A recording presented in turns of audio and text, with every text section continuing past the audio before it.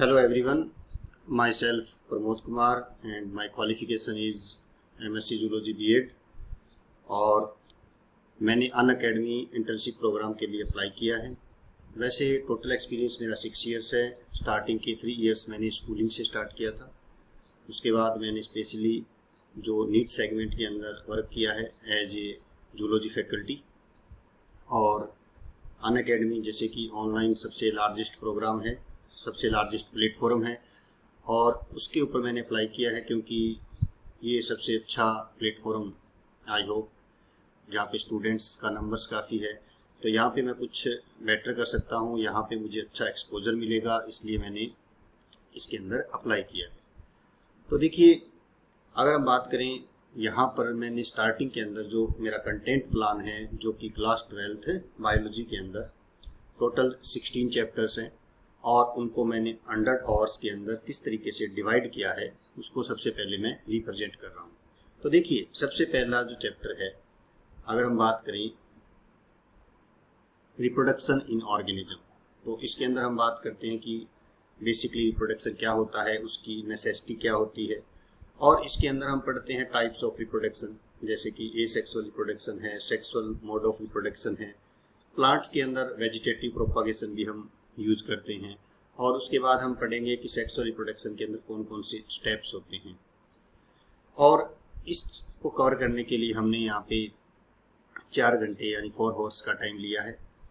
और उसके बाद हम बात करेंगे sexual reproduction in flowering plant, क्योंकि देखिए फ्लोरिंग प्लांट्स जिसे हम एंजियोस्पर्म कहते हैं, और ये जो प्लांट की बात करें हम, तो प्लांट के अंदर जो ये प्लांट किंगडम का जो सबसे डेवलप्ड जो फाइलम होता है, अगर हम बात करें तो वो होता है आपका एंजियोस्पर्म, जिसे हम फ्लोरिंग प्लांट्स कहते हैं, जो कि सेक्सुअल रिप्रोडक्शन को रिप्रेजेंट करता है। तो यहाँ पर जैसे सेक्सुअल रिप्रोडक्शन में फर्स्ट स्टेप गैमेटोजेनेसिस होता है, तो वैसे ही प्लांट्स के अंदर भी गैमीट बनते हैं, और जो मेल गैमीट जिसे हम पोलन ग्रेन के अंदर जो मेल गैमीट्स बनते हैं माइक्रोस्पोरोजेनेसिस प्रोसेस से, और मेगास्पोरोजेनेसिस से जैसे मेगास्पोर बनता है, फिर उसके अंदर फीमेल गैमेटोफाइट्स का किस तरीके से फॉर्मेशन होता है, उसके बाद pollination, self pollination, cross pollination, उसके बाद कैसे फर्टिलाइजेशन होता है, और फर्टिलाइजेशन में जैसे कि आपको पता है कि यहाँ पर डबल फर्टिलाइजेशन होता है, उसको भी हम डिटेल में पढ़ेंगे। और उसके बाद हम बात करेंगे एम्ब्रियोजेनेसिस कि फ्लोरिंग प्लांट्स के अंदर किस तरीके से एम्ब्रियो का डेवलपमेंट होता है, और इसमें हम इस चैप्टर के अंदर हम 6 आवर्स का टाइम लेंगे। और उसके बाद अगर हम बात करें तो थर्ड चैप्टर है ह्यूमन रिप्रोडक्शन। ह्यूमन रिप्रोडक्शन के अंदर हम बात करें तो 10 आवर्स का टाइम हम लेंगे, और ह्यूमन रिप्रोडक्शन में इतना टाइम इसलिए ले रहे हैं कि इसमें नीट के अंदर काफ़ी क्वेश्चंस पूछे जाते हैं, काफ़ी इंपॉर्टेंट चैप्टर है, और इसमें हम male reproductive system, female reproductive system की पढ़ेंगे, और उसके बाद फर्टिलाइजेशन कैसे होता है, एम्ब्रियोजेनेसिस कैसे होता है, उस पूरी डिटेल स्टडी हम यहाँ पर करने वाले हैं। और इसके लिए हम यहाँ पर टाइम लेंगे 10 आवर्स का। और उसके बाद हम बात करेंगे फोर्थ चैप्टर जो कि है आपका रिप्रोडक्टिव हेल्थ। तो देखिए, रिप्रोडक्टिव हेल्थ के अंदर हम बात करेंगे किस प्रकार से रिप्रोडक्टिव हेल्थ के अंदर जो हमारी सोसाइटी है उसके अंदर कौन कौन सी प्रॉब्लम और स्ट्रेटजीज हैं, क्योंकि आपको पता है कि पॉपुलेशन ग्रोथ जो है वो एक मेजर इश्यू है। किस तरीके से हम बर्थ कंट्रोल करेंगे, जिसके अंदर बर्थ कंट्रोल के डिफरेंट मेथड्स हम पढ़ेंगे, जैसे कि आप बैरियर मेथड पढ़ेंगे, नेचुरल मेथड्स पढ़ेंगे, केमिकल मेथड्स पढ़ेंगे, सर्जिकल मेथड्स पढ़ते हैं। और उसके बाद हम पढ़ेंगे MTP medical termination of pregnancy, और उसके बाद एसटीडी सेक्सुअल ट्रांसमिटेड डिजीज, कुछ ऐसी डिजीज जो कि सेक्सुअल ट्रांसमिशन के थ्रू फैलती हैं या ट्रांसमिट होती हैं। उसके बाद हम बात करेंगे ART assisted reproductive technology. Assisted reproductive technology के अंदर हम बात करेंगे जैसे इनफर्टाइल कोई कपल है, मेल या फीमेल है, तो उसके अंदर हमारे पास कौन से ऑप्शंस हैं कि वो किस तरीके से प्रेगनेंसी को अचीव कर सकते हैं। उन टेक्नोलॉजी के अंदर हम एआरटी पढ़ते हैं। इन विट्रो मेथड्स के अंदर हम टेस्ट ट्यूब हो गया, जैसे जीआईएफटी पढ़ेंगे हम, जेडआईएफटी हम पढ़ते हैं, ठीक है। तो इस तरीके से हम बहुत सारी मेथड्स जो है यहाँ पर पढ़ेंगे। इस चैप्टर्स के अंदर हम लेंगे 5 आवर्स। और उसके बाद आपका 5th चैप्टर है principle of inheritance and variations.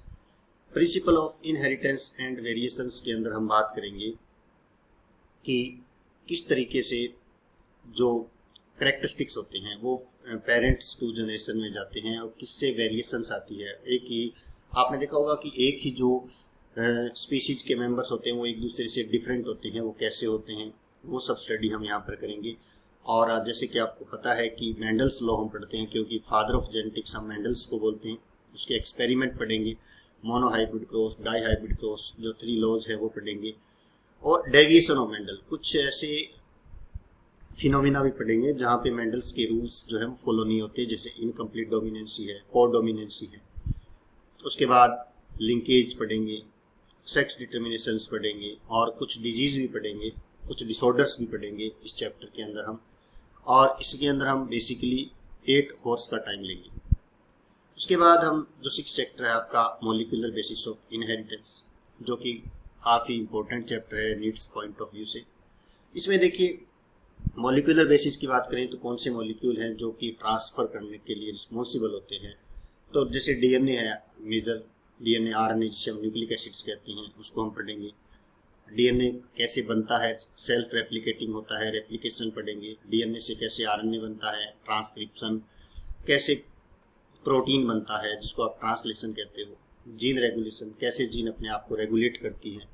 ये सब कुछ हम इस चैप्टर में पढ़ेंगे मॉलिक्यूलर बेसिस ऑफ इनहेरिटेंस के अंदर, जो कि इसमें हम लेंगे 10 हॉर्स। और उसके बाद इवोल्यूशन पढ़ेंगे, कैसे formation of species, origin of life कैसे हुआ, किस तरीके से नई स्पीशीज बनी। केमिकल इवोल्यूशन पढ़ेंगे, ऑर्गेनिक इवोल्यूशंस पढ़ेंगे। और उसके बाद हम पढ़ेंगे कि ह्यूमन का इवोल्यूशन कैसे हुआ है। इस चैप्टर के अंदर हम ये देखना है। इसके अंदर हम लेंगे टाइम लेंगे 5 हॉर्स का। उसके बाद हम बात करेंगे बच्चों ह्यूमन हेल्थ एंड डिजीज़ की। और इसके अंदर हम पढ़ेंगे बहुत सारे डिसऑर्डर्स। कुछ डिसऑर्डर्स ऐसे पढ़ेंगे जो एक्वायर्ड होते हैं, कुछ कॉजेनाइटल्स होते हैं। और इस चैप्टर के अंदर मेनली हम पढ़ते हैं bacterial disease, viral disease, fungal disease और एसटीडी जो कि सेक्सुअल ट्रांसमिटेड डिजीज़ है।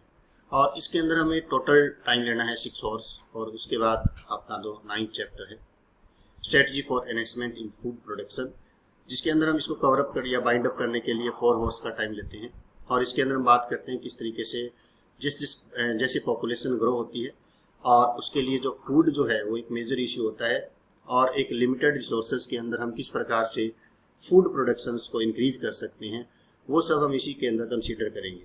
और इसके बाद माइक्रोब्स इन ह्यूमन वेलफेयर, और इसके अंदर हम टाइम लेंगे 5 हॉर्स का।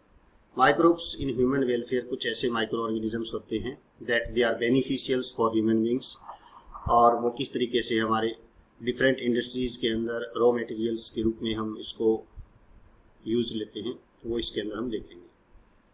और इसके बाद जो 11 चैप्टर है, 12 चैप्टर है, ये है बायोटेक्नोलॉजी से रिलेटेड, जो कि इम्पोर्टेंट है।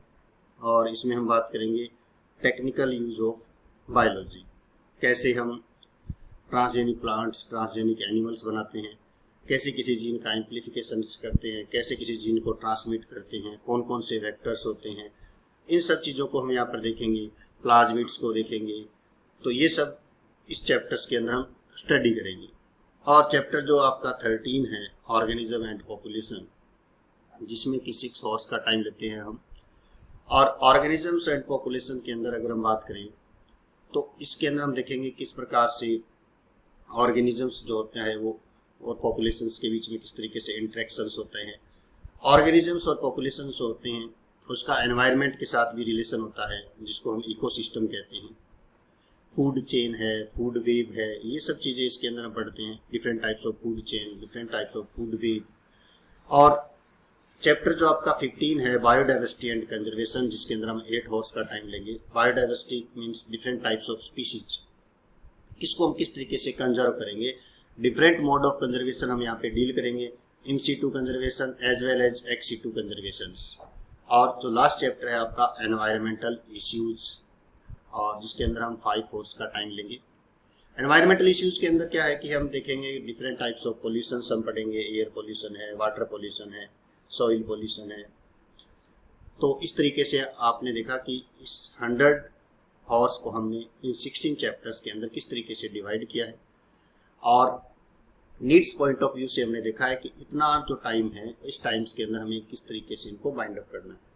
क्योंकि आपको पता है कि जो नीट का पेपर है स्टूडेंट्स, वो बिल्कुल कंसेप्ट बेसिस है, कंसेप्ट बाय कंसेप्ट हमें चलना है, किस तरीके से किस चैप्टर्स के अंदर हमें ये देखना है। क्योंकि जिस तरीके से मैंने जो यहाँ पे मेरा जो खुद का जो पर्सनल एक्सपीरियंस की अगर मैं बात करूँ कि कैसे मैंने नीट सेगमेंट में काम किया है, किस तरीके से क्वेश्चंस पुटअप होते हैं, तो इस तरीके से हमने इन चैप्टर्स को डिवाइड किया है। अब हम बात करते हैं अपने डेमोस्ट्रेशन टॉपिक की, क्योंकि डेमोस्ट्रेशन टॉपिक के अंदर मैं आपको एक यहाँ पर हम लेंगे रिप्रोडक्टिव जो सिस्टम है उसका हम एक टॉपिक लेते हैं मेल रिप्रोडक्टिव सिस्टम के अंदर, और मेल रिप्रोडक्टिव सिस्टम के अंदर भी हम टॉपिक लेंगे टेस्टिस। और टेस्टिस जो होता है बच्चों, ये क्या होता है, प्राइमरी रिप्रोडक्टिव ऑर्गन होता है। प्राइमरी रिप्रोडक्टिव ऑर्गन्स मीन्स होता है कि यह जो ऑर्गन है इसमें गैमीट्स बनते हैं। इट मीन्स टेस्टिस जो होता है इसमें क्या होता है, एक तो आपका गैमीट फॉर्मेशन होता है, और गैमीट फॉर्मेशन के साथ साथ आप कह सकते हो कि यहाँ पर जो मेल सेक्स हार्मोन होते हैं जैसे टेस्टोस्टेरोन है, मेल सेक्स हार्मोन है, वो किस तरीके से यहाँ पर सिक्रिएट होता है। अब यहाँ पर अगर आप बात करें तो टेस्टिस जो है बच्चों, उसके अंदर जो ह्यूमंस की अगर हम बात करें तो ह्यूमंस में जो टेस्टिस होता है ये एक्स्ट्रा ऑब्डिनल कैविटी में होता है। ये होता है आपका एक्स्ट्रा एब्डोमिनल कैविटी में। और एक्स्ट्रा एब्डोमिनल कैविटी में क्यों होता है, क्योंकि जो स्पर्मेटोजेनेसिस होता है, स्पर्म फॉर्मेशन होता है, स्पर्मेटोजेनेसिस की जो प्रोसेस होती है, इट रिक्वायर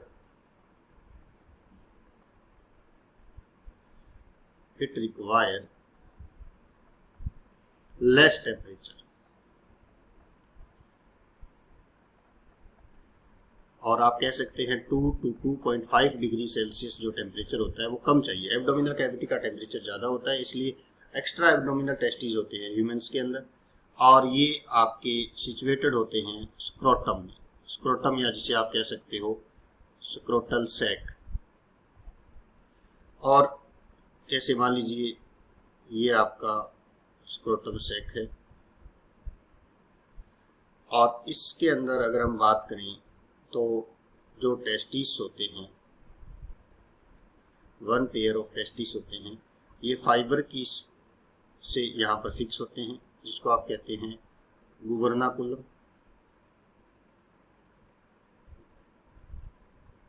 और जो स्क्रोटम होता है उसमें टेम्परेचर रेगुलेशन के लिए जो मसल्स होती हैं वो मसल्स होती हैं आपकी डार्टोज मसल्स।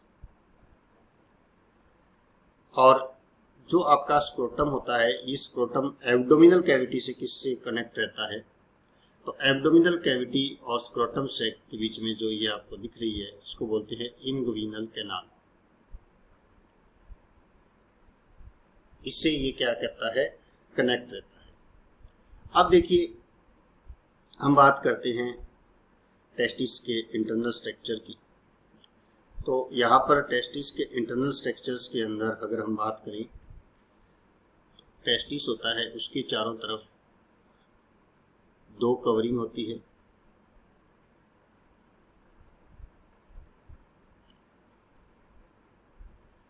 और आउटर कवरिंग जो होती है उसको हम कहते हैं ट्यूनिका वेजाइनलिस, और ये जो इनर कवरिंग होती है इसको हम कहते हैं ट्यूनिका एल्ब्यूजिनिया।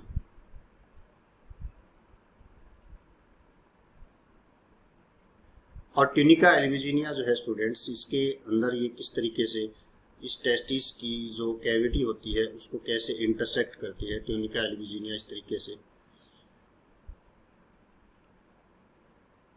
तरीके से यहाँ पर इसको काफ़ी लोब्यूल्स में डिवाइड कर देती है, और जिसे हम कहते हैं टेस्टिकुलर